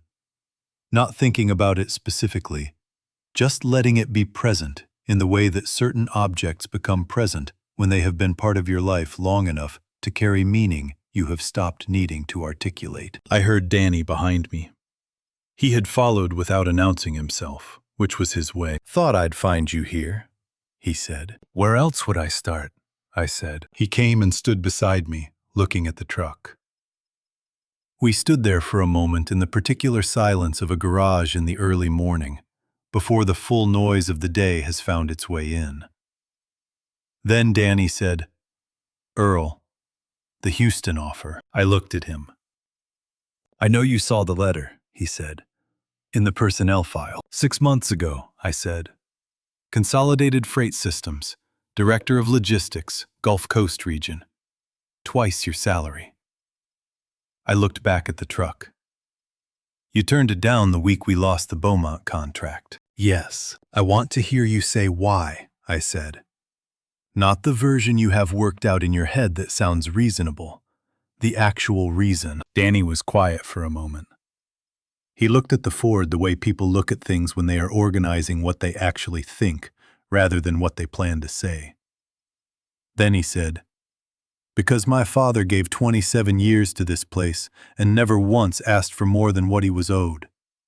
Because every person in this building has been showing up on the assumption that showing up means something here." He paused. "And because you built something that deserved to be protected. And I was one of the people in a position to protect it. And walking away at that particular moment would have meant I was only here for the easy part." I let those words settle. Outside the garage, the sound of the loading dock was beginning to pick up, the rhythmic noise of freight being moved by people who knew how to move it. The September light was coming through the high windows at the back of the garage, laying long rectangles of gold across the concrete floor. "Your father should be here," I said. Danny looked at me. "I'll call him." "Call him now," I said. "Tell him to come to the garage." Danny took out his phone and stepped back a few feet, speaking quietly.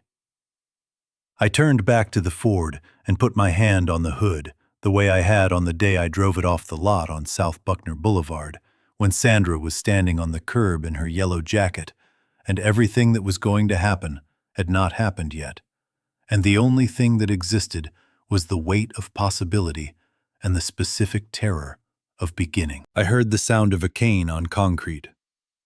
Slow, steady, unhurried. Joe Reyes walked into the garage. He stopped when he saw the truck. He had not been in this garage since the accident on Interstate 20, 4 years before Hutchins Freight had moved to this building. He looked at the Ford the way a man looks at something he remembers from a time when his life was arranged differently, with the particular quality of recognition that contains both the memory and the distance from it simultaneously. He did not say anything for a long moment. Then he said, Haven't seen her in a while. The three of us stood in the garage in the September morning light, the truck between us and the day beginning outside. And I felt the particular quality of a moment that does not announce itself as significant, but that you know, while you are inside it, that you will carry for the rest of your life. Joe Reyes said those 4 words, and then did not say anything else, which was exactly right. There are moments that do not benefit from elaboration, and this was one of them. He stood with both hands on his cane and looked at the 1987 Ford the way you look at something that was present at the beginning of a long story and has outlasted most of the people who were there when it started. I walked to the driver's side of the truck. My hand found the door handle the way hands find things they have reached for 10,000 times. Without thought, without looking, with the specific muscle memory of repetition. I pulled the door open.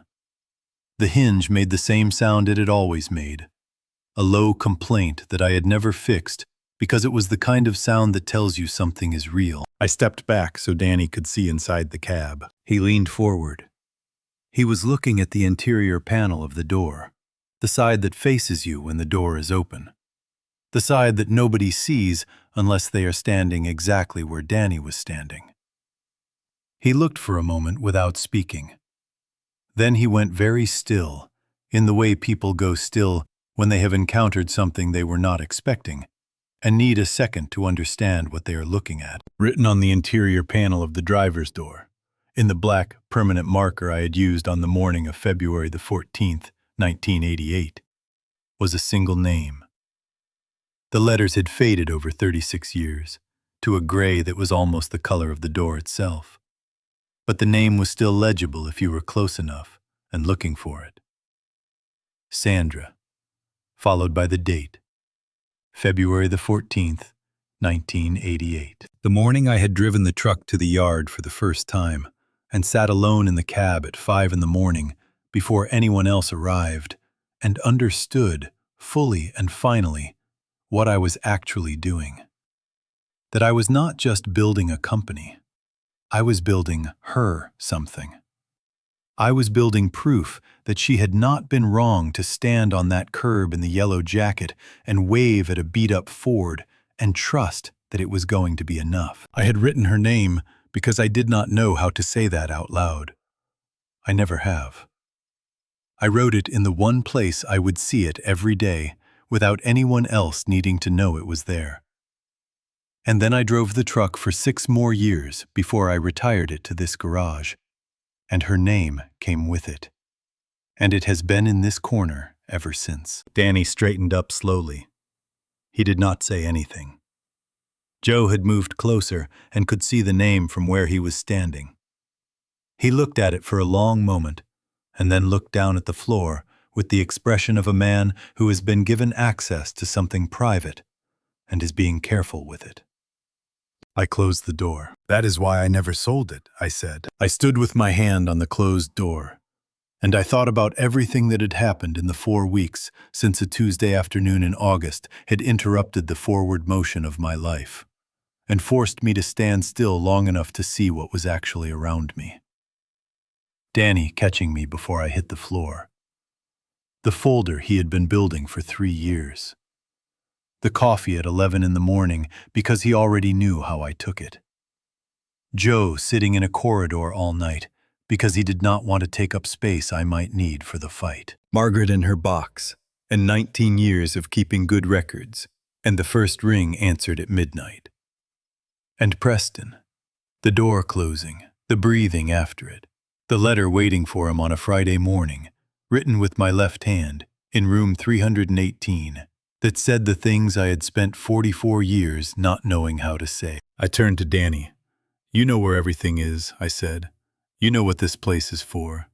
You know the names of the 89 people who come here every morning and what they are betting when they show up.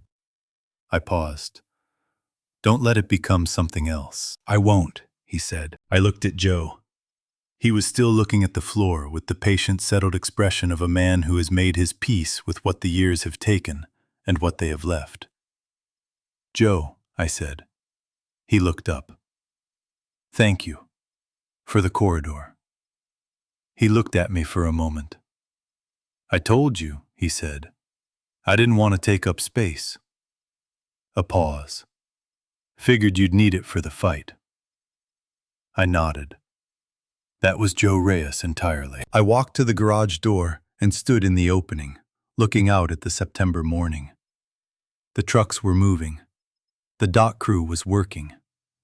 89 people were doing the things that had kept this company running for 32 years, in a place that was going to still be here tomorrow and the year after that, because the right person was now in the position to make sure of it. I have been asked many times over 32 years what I built. The answer I have always given involves trucks and contracts and revenue figures. That answer is not wrong, but it is not complete. What I actually built was proof. Proof that a man with $800 and a broken-down Ford and a woman waving from a curb can make something that outlasts the making of it. Proof that showing up every day before dawn without asking for permission or recognition, that this is enough. That it has always been enough. That it is, in fact, the only thing that has ever been enough. Sandra knew that. She knew it standing on the curb in the yellow jacket. She knew it every day after. I was just the last one in the room to catch up. I believe, with everything I have left, that we are not meant to carry the weight of these things alone. That the people who show up without being asked, the Dannys, the Joes, the Margarets, the Sandras, are placed in our lives by something larger than circumstance. I have not always been a man who said that out loud. I am saying it now. God put Danny Reyes in that conference room on a Tuesday afternoon in August to catch me before I hit the floor. God kept Joe Reyes in that corridor all night so that I would understand what loyalty without condition looks like. And God gave me 36 years of Sandra's name on the inside of a truck door to remind me every single morning what all of it was actually for. I do not take any of that lightly. Not anymore.